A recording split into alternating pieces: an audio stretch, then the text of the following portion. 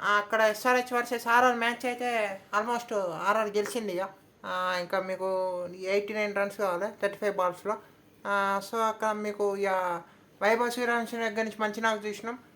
SRH దగ్గర నుంచి power ప్లేలు అన్ని వికెట్లు కోల్పోవడం కలిసి రాలే. సో ఓవరాల్ ఏం జరిగింది మాటకు ప్రయత్నం చేద్దాం.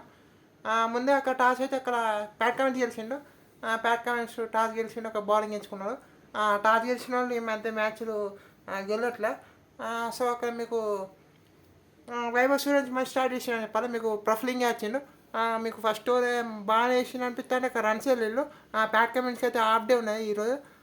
సో ప్యాట్ కమిన్స్ ఇక మొత్తం హాఫ్ డే ఉన్నాయి. తను సెకండ్ ఓవర్ విషయంగా బాగానే వేసిన అనిపిస్తుంది. తను రన్స్కి వెళ్ళిడు. పవర్ ప్లే వికెట్లు రాలే. వైభవ్ సూర్యవంశీ అయితే బాగానే చెప్పాలి. ఎవరు వస్తే వాళ్ళని కొట్టిండు. వైభవ్ సూర్యవంశీ ఇన్నింగ్స్ అయితే వేరే లెవెల్. మామూలు కొట్టలే. 80 రన్స్ వేసిండు పవర్ ప్లేలో. ఆ తర్వాత కూడా మీకు శివమ్ కుమార్ కోర్ బాగా వేసిండు. అక్కడ మీకు నితీష్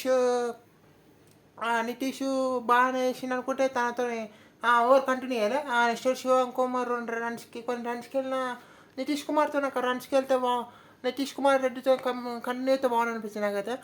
అక్కడ మీకు ప్యాట్ కమిన్స్ ఓవర్లో రన్స్కి వెళ్ళాడు. ధ్రువ్ జురేల్ అయితే వేరే లెవెల్ ఆడిండు. మీకు అక్కడ టాప్ 3 పర్ఫార్మెన్స్, ఇక టాప్ 3 ఫెయిల్ అయింది. అదే మ్యాచ్ పెద్ద డిఫరెన్స్ అయింది. సో అక్కడ మీకు వైభవ్ సూర్యవంశీ ఎంత మంచిగా ఆడిండు. అబ్బో మామూలుగా ఆడలే. అక్కడ ప్రఫ్లింగ్ రన్స్కి వెళ్ళి అంతకుముందు కమెంట్స్ని అయితే బాగా కొట్టిండు. కమెంట్స్ కొట్టిండు. అక్కడ మీకు కమెంట్స్ అయితే full half day. Shakib Hussain runs కూడా వెళ్ళిండు.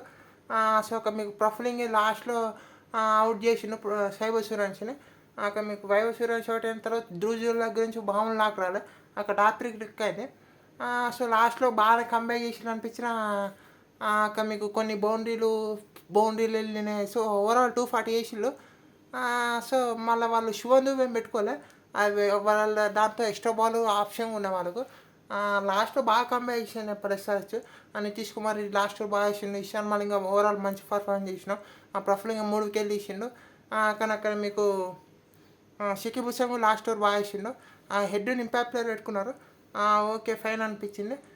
కానీ అక్కడ మీకు అంత పెద్ద చేజ్లో అక్కడ మీకు ఫస్ట్ ఓవర్లోనే అభిషేక్ శర్మ ఫస్ట్ ఓవర్లోనే అవుట్. ఇక మీకు ఆ తర్వాత కూడా ఇషాన్ కిషన్ వచ్చి బాగా ఆడుతాను అనుకుంటే తను అవుట్ అయ్యాడు. ఇషాన్ కిషన్ అవుట్ అయ్యాడు. ఆ తర్వాత హెడ్ అవుట్ అయ్యాడు. ఆ తర్వాత మీకు స్మరణ్ అవుట్ అయ్యాడు. 4 వికెట్లు పోయినాయి పవర్ ప్లేనే. అక్కడి నుంచి నితీష్ కుమార్ రెడ్డి ఆడే ప్రయత్నం క్లాసం కూడా ఆడే ప్రయత్నించిండు. క్లాసం కూడా అవుట్ అయ్యాడు.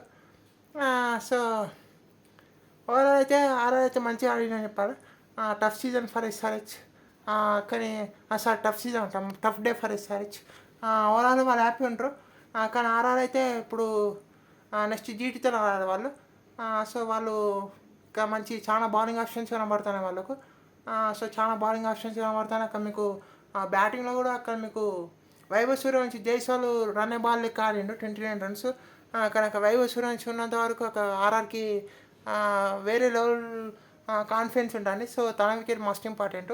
కానీ ఈరోజు వైభవ్ సూర్యవంశీ బాగా ఆడిండు. ధ్రువ్ జురేల్ కూడా అంత పెద్ద స్ట్రైక్ రేట్తో ఇవాళ ఆడడం చాలా కలిసి వచ్చిందని చెప్పాలా. సో అక్కడ మీకు ఇంకొంచెం స్లో చేసినా బాగుండు ఎస్ఆర్హెచ్కు. కానీ అక్కడ మీకు Pat Cummins half day overall కొంచెం ఇన్ఎక్స్పీరియన్స్ అనమాట.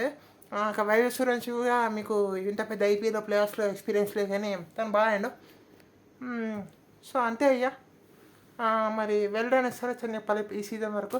ఇషాన్ మలింగ మంచి కాంట్రిబ్యూషన్ చేసి నితీష్ కుమార్ రెడ్డి కూడా బాగా ఆడిండు. శివమ్ కుమార్ కొన్ని ప్రామిసెస్ చూపించిండు. శైలేంద్రరావు బాగా ఆడుతాడు. సో తను ఉన్నాడు. కానీ టఫ్ డే ఫర్ ఎస్ఆర్హెచ్. మంచి విన్ అని చెప్పాలి. ఈ విన్ ఆర్ఆర్కి.